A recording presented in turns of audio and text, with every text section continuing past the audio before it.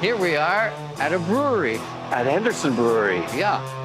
Very exciting. We have a new beer coming out that We do? yeah. We're here to make it. I think beer most likely is better than being hit in the head with a hammer.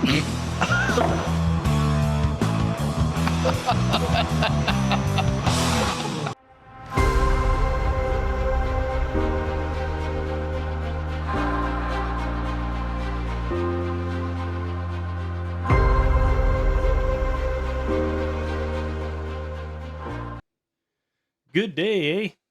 I'm Dr. Tangent, and this is the multiverse of beer and music.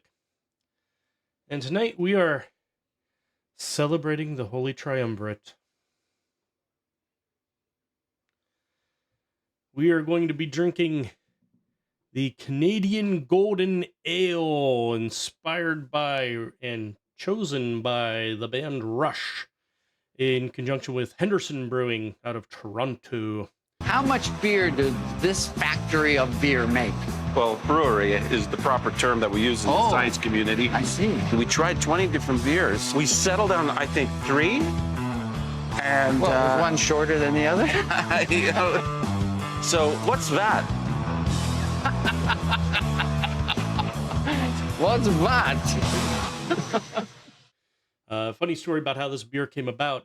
During Rush's R40 tour, at one of the gigs backstage, someone had handed Geddy Lee a bottle of Robinson's Iron Maiden Trooper beer. And taking a look at the bottle, Geddy made a joke. He's like, "Hey, where's the Rush beer?" Well, apparently that kind of stuck with the guys in Rush for a little bit. And in August of 2021, they teamed up with Henderson Brewing and came up with Rush Golden Ale. It was an instant hit, but only available in Canada. I was lucky enough to team up with somebody in Canada back then in 2021 and get a hold of a couple cans so I could try it. But the demand in the States was so great that they teamed up with a brewery out of Minneapolis called Fulton Brewing and bottle it so it could be sold stateside. And that's what we have here is actually the Fulton Brewing version of Rush's Golden Canadian Ale. Comes in at 5.5%, and this is what the brewery has to say about it. This rye golden ale pours a gorgeous old gold color with a dense ivory head. Notes of orange, caramel, and black tea, accompanied by a piney and citric hop character, welcome you to the sip, then followed by a dry, spicy, bitter finish reminiscent of white rye bread. Okay. It is a good beer. I've obviously had it a few times, and it is very crisp. And for an ale, I feel it really drinks a lot like a pilsner, because it does have it's very crisp, has a very dry finish, and does have a nice hop note, a nice hop bite to it. But you can see it is a gorgeous beer. It is golden in color, little bit hazy, not crystal clear.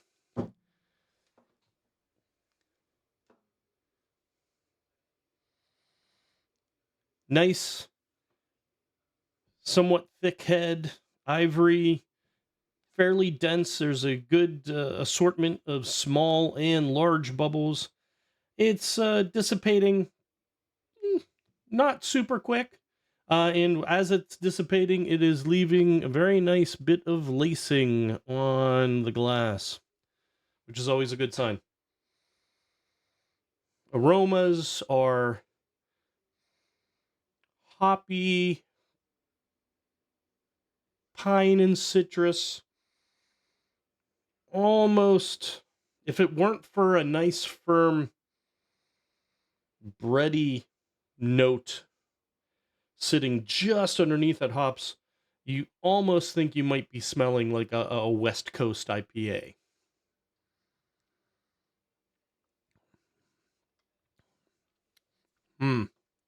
But when you drink, the malts really support everything very well.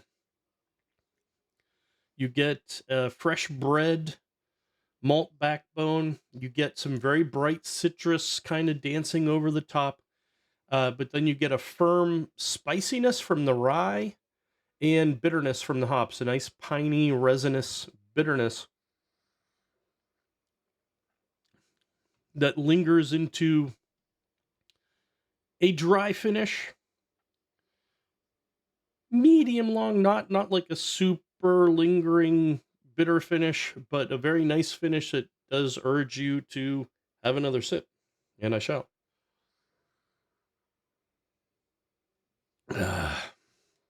Now, I've been a Rush fan for decades and decades. I've been to many tours, and obviously I'm going to pair this with a Rush song, but I didn't know what Rush song to do. Should I do something that everybody knows? Should I go for a really deep cut? No. No. Let's get out of their head. Peter, no. No, I decided against both of those. Instead, we're going to take a look at the opening overture, instrumental, from the R30 concert recorded in Germany, Frankfurt, I believe, if I remember correctly. The band's live shows are just insanely good.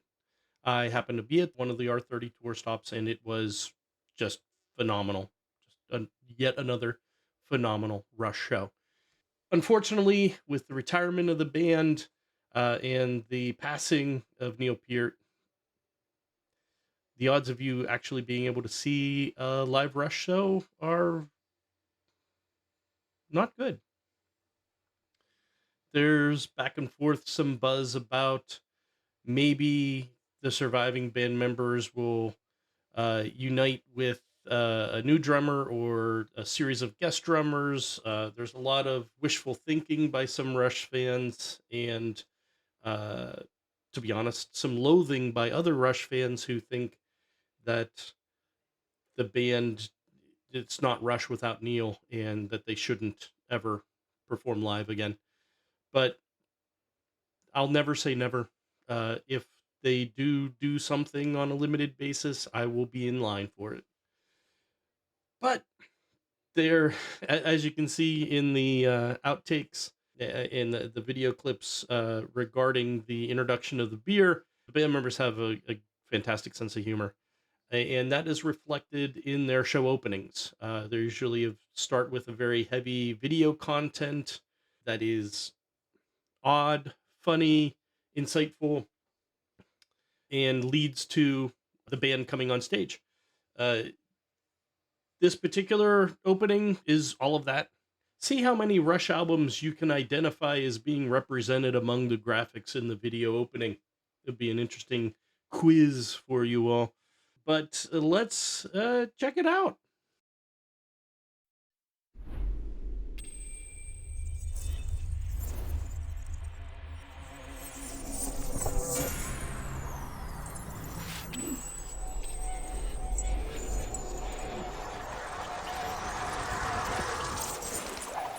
Whoa. Sorry, dude.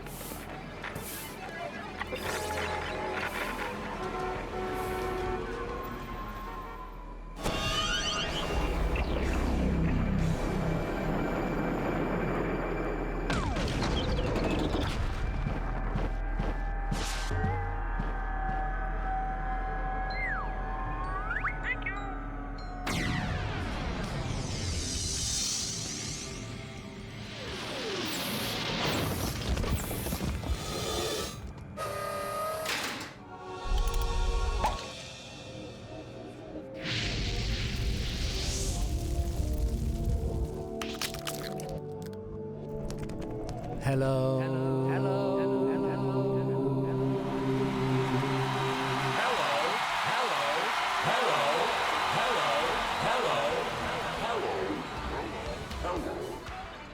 Huh? What the hell was that? What did they put in my tea? Did I miss the band? Where's the band? Where's my man Lurks? Hit me, baby. And the skinny guy, Dirk, give it to me. And the other guy, yeah, the professor.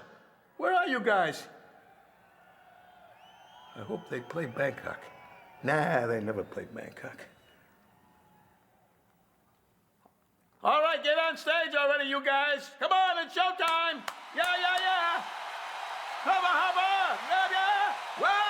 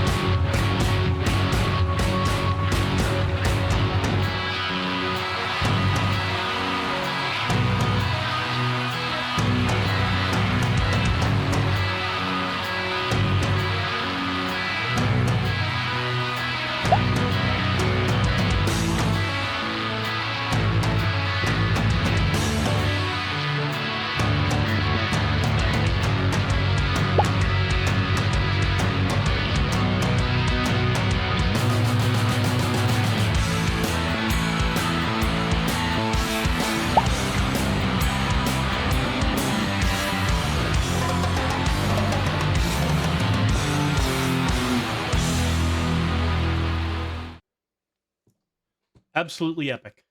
Just, you can never have too much Rush. But unfortunately, in listening to Rush, you run out of beer really quick. So I had to actually go get another bottle.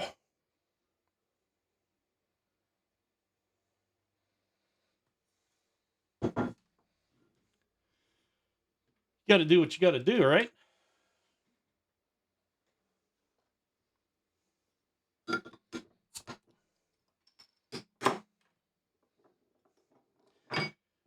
You cannot beat a Rush show. Now, you may have seen some odd things, especially if you've never been to a Rush show. You may think you have seen some odd things on stage there. Maybe you think your eyes were tricking you, but they weren't. No, behind Getty, there were a couple dryers. During the concert, they would actually have stagehands come out and take the laundry out of the dryer and put new laundry in the dryer. Also, just to the right of the dryers, you may have caught a couple of vending machines. That's not unlike Rush. They've done rotisserie chicken ovens instead of amps, popcorn machines. The list goes on and on. Their stage shows are always very intricate, interesting, and detailed. In fact, on their R40 tour, their final tour, it turned out, they had an incredibly unique stage concept where the concert started with massive walls of amplifiers and all the stage accoutrement you would expect in a big arena show. And they started playing songs from their most recent stuff. But as each set progressed into the next set, the songs were from an earlier and earlier segment of their career. And in between sets, stagehands would actually come out and visible to the public, because that was the theme. They would start removing stage paraphernalia. They start removing amplifiers so that as each new set started and a segment of their discography from a little bit further back was presented, the stage setups became simpler until they came out for their encore, and it was done against a projected screen of a backdrop of a high school gymnasium, and it was just simple amps, simple drum kit, like they were back at the beginning. And their encore was their earliest stuff. It was incredibly well thought out, incredibly touching. But it was fantastic.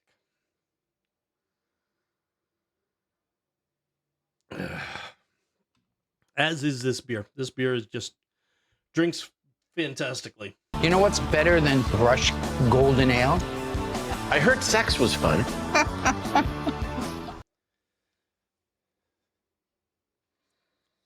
For those who know, the love for Rush is immeasurable.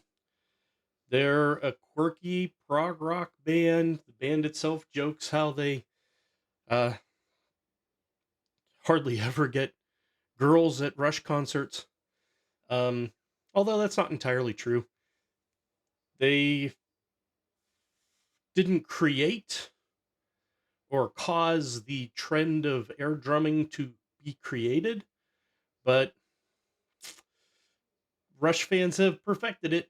You can't go to a Rush concert and not see a ton of people air drumming along. But the songs are meaningful. The lyricism, Neil Peart's lyricism, is astounding. Their musicianship is so incredibly tight, just like you saw. I mean, if that's your first exposure to Rush, God bless you. Check out more. Please check out more.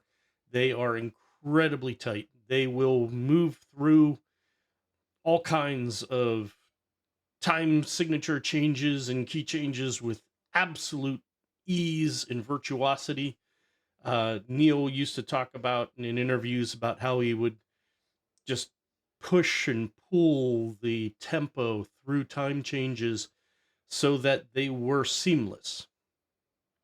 There are some prog rock bands that will have incredibly complicated songs for the sake of having incredibly complicated songs. Rush didn't do that. Rush had incredibly complicated songs. They did it for the sake of the song. So it's just amazing. Rush touched a lot of people. And hopefully they will touch you too. Not too hard though.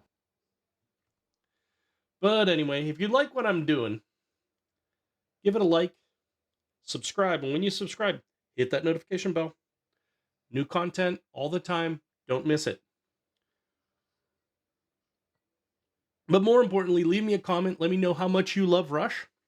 Let me know if you don't like Rush. Also include your full name and address in the comments if you don't like Rush.